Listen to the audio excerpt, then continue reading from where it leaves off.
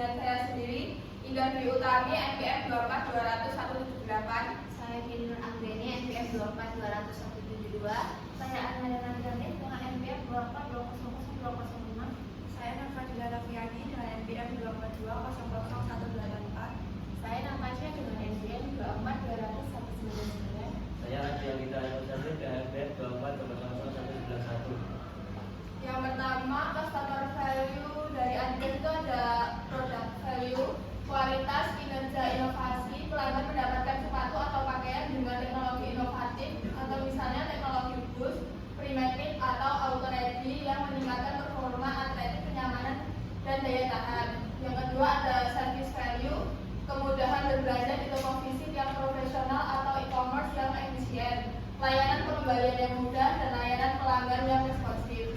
3. Monetary value, strategi penetapan harga premium yang didukung oleh ekuitas merek yang sangat kuat, menargetkan konsumen kelas menengah ke atas yang bersedia membayar mahal untuk jaminan kualitas, inovasi, dan status yang melekat pada merek global. Meskipun produknya cenderung mahal, harga tinggi tersebut dijustifikasi oleh persepsi nilai yang dirasakan konsumen bahwa mereka bayarkan sepadan dengan kinerja teknologi dan gengsi yang didapat, menjadikan harga bukan sekedar biaya, melainkan penanda produk premium. Selanjutnya, yang nomor 4 ada personal value. Personal value atau branding Adidas adalah koneksi emosional dan simbolis yang kuat, yang berpusat pada status dan identitas diri. Merek ini memungkinkan konsumen untuk mengekspresikan diri dan terhubung dengan budaya olahraga dan streetwear global, fashionable, dan aspiratif. Melalui asosiasi dengan atlet elit dan desain ikonik seperti logo 3 garis dan trefoil, Adidas menawarkan lebih dari sekedar perlengkapan yang memberikan gengsi, rasa motivasi, dan identitas sebagai individu yang menghargai kinerja, gaya hidup aktif, dan training. Terus ada pun analisis yang menjadi value yang paling tinggi dari perusahaan Adidas.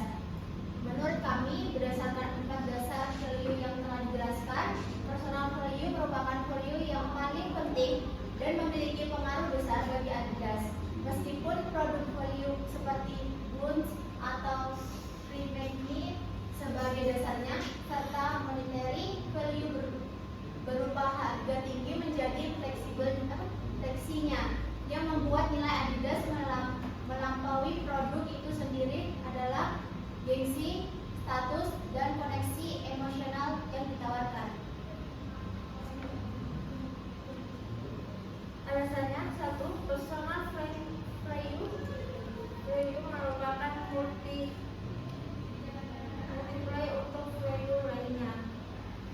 Justifikasi harga premium Adidas menetapkan harga mahal bukan hanya karena Adidas memiliki teknologi inovatif. Banyak merek lain yang mempunyai inovasi mirip. Konsumen rela bayar lebih mahal karena mereka membeli identitas. Mereka membeli asosiasi dengan atlet elit, koneksi ke budaya, streetwear global, dan simbol 3 garis yang ikonik. Tanpa gengsi ini, harga premium Adidas hanya akan dianggap overpriced, bukan premium. Melihat dari fungsi produk value hanya bicara performa dan daya tahan. Tanpa orang tidak hanya membeli satu sepatu lain, mereka membeli alat untuk mengekspresikan gaya hidup aktif dan trendy. Personal value mengubah sepatu fungsional menjadi fashion statement dan penanda status sosial. Yang kedua, ada personal value menjadi brand loyalty. Loyalitas yang dibangun dari identitas dan emosi atau personal value jauh lebih kuat. Ketika sebuah merek membantu konsumen mendefinisikan diri mereka, saya adalah individu yang menghargai kinerja dan tren. Itu bukan lagi sekadar transaksi, melainkan hubungan. Inilah yang membuat konsumen terus kembali ke Adidas. Bahkan ketika kompetitif, Bahkan ketika kompetitor menawarkan teknologi yang hampir identik di pasar global yang sangat kompetitif, teknologi baru cepat ditiru. Yang tidak bisa ditiru adalah sejarah, ikonografi atau 3 garis dan trefoil, dan jaringan koneksi budaya yang sudah dibangun Adidas selama puluhan tahun. Personal value adalah hasil dari semua aset tak terwujud ini. Selanjutnya ada identifikasi CSR dan CRM. Yang pertama ada Corporate Social Responsibility atau CSR. Yang kita ketahui, CSR Adidas ini bukan sekedar formalitas, tetapi sudah jadi bagian dari DNA bisnis mereka. Fokusnya ada di beberapa area utama yang relevan dengan isu-isu global saat ini.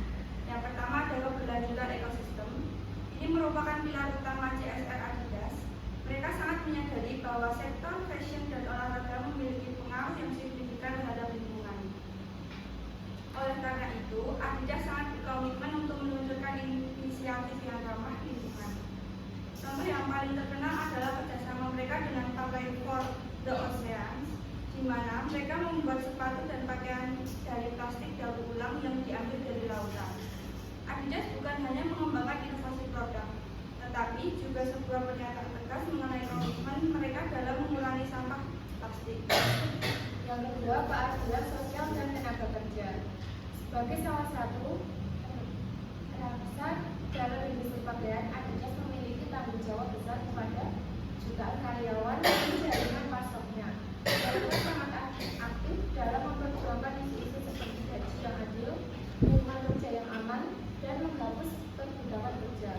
Adidas memiliki standar dan kemudian yang ketat bagi semua pemasok di seluruh dunia. Mereka juga aktif mengeluarkan data pemasoknya sebagai wujud transparansi sehingga konsumen dan organisasi lain dapat turut membantu. Yang ketiga, memberdayakan komunitas. CSR Adidas memperhatikan aspek perbedaan komunitas, khususnya melalui olahraga. Mereka rutin menyelenggarakan kegiatan yang mempromosikan gaya hidup aktif di kalangan remaja, membangun sarana olahraga dan mendukung masyarakat lokal di berbagai negara. Ini sejalan dengan inti bisnis mereka, yaitu menjadikan olahraga sebagai sarana untuk perubahan yang positif. Customer yang konsumen sebagai Adidas bukan hanya merupakan CSR, tetapi merupakan CRM. Hal ini menjaga loyalitas pelanggan di tengah persaingan yang super ketat. Adidas merupakan strategi CRM yang canggih dan personal. Seperti yang disinggung dalam dokumen personal value adalah kunci utama bagi Adidas, dan CRM adalah alat untuk membangun nilai tersebut. Satu, personal dan komunitas. CRM di Adidas sangat bertumpu pada data untuk memberikan pengalaman yang personal seperti riwayat pembelian dan referensi untuk memberikan rekomendasi produk yang relevan. Lebih dari itu, mereka berhasil membangun komunitas berbasis minat seperti komunitas lari dan penggemar sneakers. Dengan menghubungkan pelanggan satu sama lain, mereka mengubah hubungan transaksional menjadi ikatan emosional yang kuat. Ini sejalan dengan analisis bahwa personal value yang membuat loyalitas pelanggan menjadi sangat kuat. Yang kedua, pengalaman belanja. Adidas memahami bahwa konsumen modern menginginkan kemudahan dalam berbelanja, baik secara daring online maupun luring offline. Oleh karena itu, Adidas berhasil mengintegrasikan kedua saluran belanja ini secara efektif melalui strategi omnichannel. Implementasi strategi ini memungkinkan pelanggan untuk memesan produk melalui aplikasi dan mengambilnya langsung dari toko fisik atau click and collect maupun sebaliknya. Selain itu, ketersediaan layanan pengambilan produk yang mudah diakses dan responsif menjadi elemen krusial untuk membangun kepercayaan pelanggan. Yang ketiga, aplikasi dan program loyalitas. Aplikasi seperti Adidas dan konsumen tidak hanya berfungsi sebagai etalase produk, tetapi juga menjadi pusat ekosistem customer and relationship management.